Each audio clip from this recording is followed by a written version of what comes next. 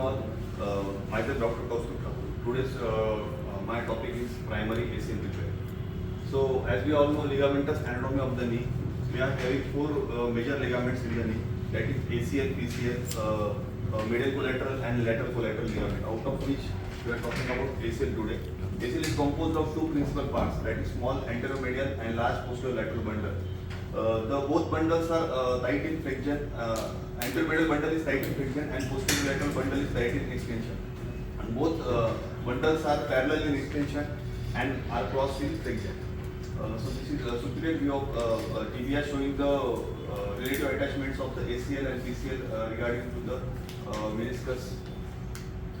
This is cadaveric view of tibial footprint of ACL showing anteromedial and posterolateral bundle, and this is femoral footprint of ACL showing both the bundles separated by bifurcated ridge. This is cadaveric view showing the anteromedial and posterolateral bundles of the ACL. This is MRI view showing intact ACL.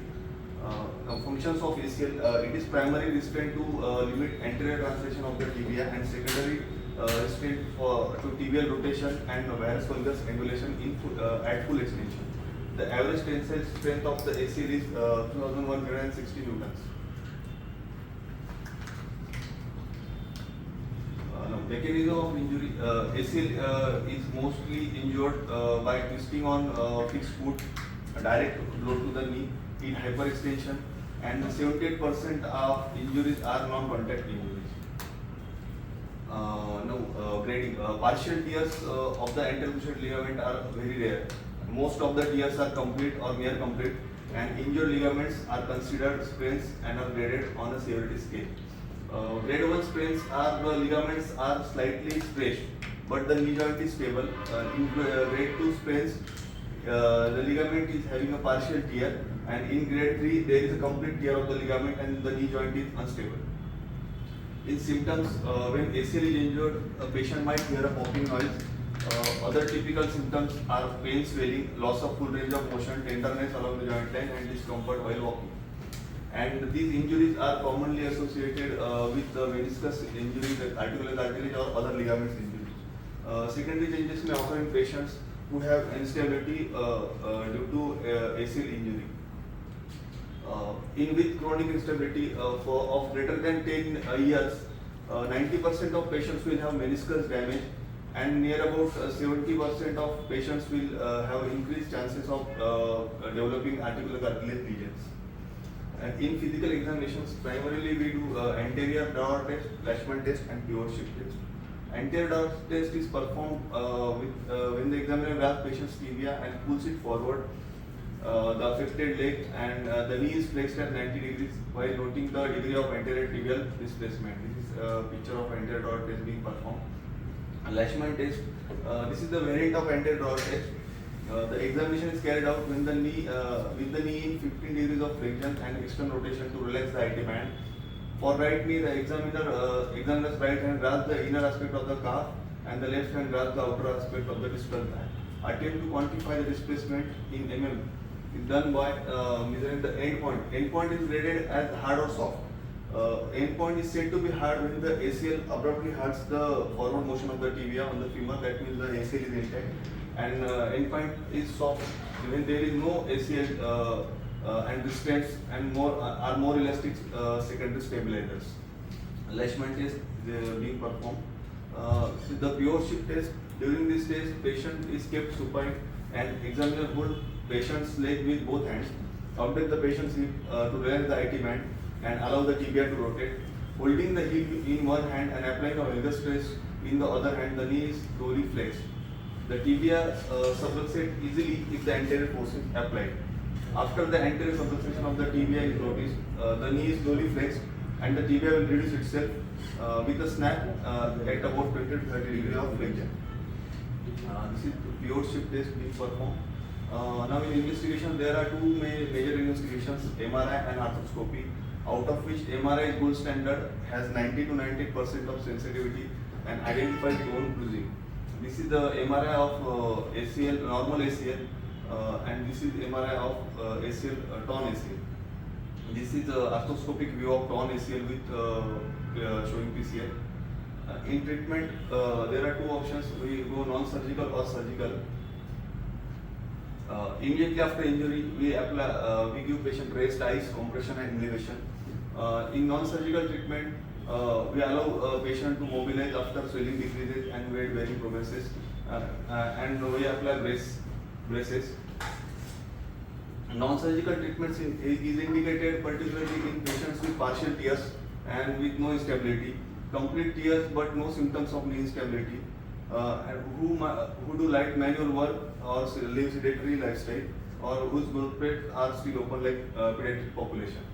In surgical treatment mainly depends upon degree of ACL injury, presence of associated ligamentous, chondral and meniscal conditions, age, activity level, occupation, sports participation, and patient compliance with post-rehabilitation. In surgical treatment, we primarily do ACL reconstruction for all patients except Shermer type 1. Although ACL reconstruction gives predictable and good results with objective and subjective scores, there are some problems associated, which are donor site morbidity, failure of graft, mismatch between footprint and graft diameter, lack of proprioception, and it doesn't feel normal. In primary ACL repair, the indications for primary repair are acute femoral avulsion type ACL injury, which is type 1 Sherman, subsynovial ACL tear or stretch injury, partial ACL tear, isolated intermedial or posterolateral bundle injury. The quality of tissue must be excellent with no fraying of the stump end and in pediatric patients. This is Sherman classification of ACL tear, showing type 1 is the most proximal avulsion type tear, type 2 is proximal 1/4, and type 3 is proximal 1/3, and type 4 is mid substance tear. This is type 1 Sherman ACL picture. In surgical technique, patient supine position, standard anterolateral and anteromedial portals are created and diagnostics arthroscopy is performed. General assessment is performed for the type of ligamentous tear, tissue quality and possibility of repair, and 3 to 4 suture passes are made through both bundles of ACL using the Scorpion suture passer with number 2 fiber wire from distal to proximal. Then we use a microfracture all to create some bleeding of the notch wall and femoral footprint. This is the arthroscopic view of ACL passes being made. Then we flex knee at 90 degrees, 4.5 mm, 20 mm hole is drilled, punched or taped within the femoral footprint, and the fiber wire suture then retrieved to the medial portal and passed through the eyelet of a 4.75 mm swage lock suture anchor. At 90 degrees of flexion, the suture anchor is deployed into the femoral footprint of ACL with tensioning of the ACL remnant to the wall with a visual gap of less than 1 mm. The free ends of repair sutures are cut. The ACL remnant is tested for tension and stiffness.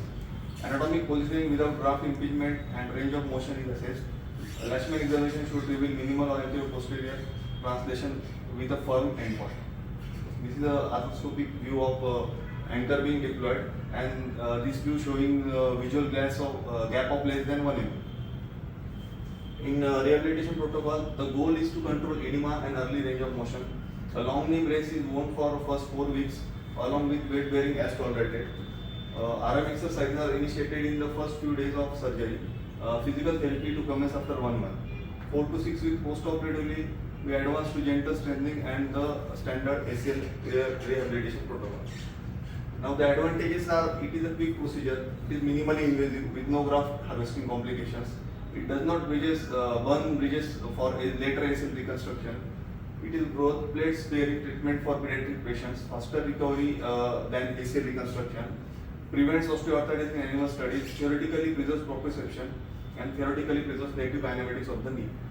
In disadvantages, it is indicated only in selective group of patients with long-term outcomes of greater than 5 years are unknown, more difficult in the chronic setting.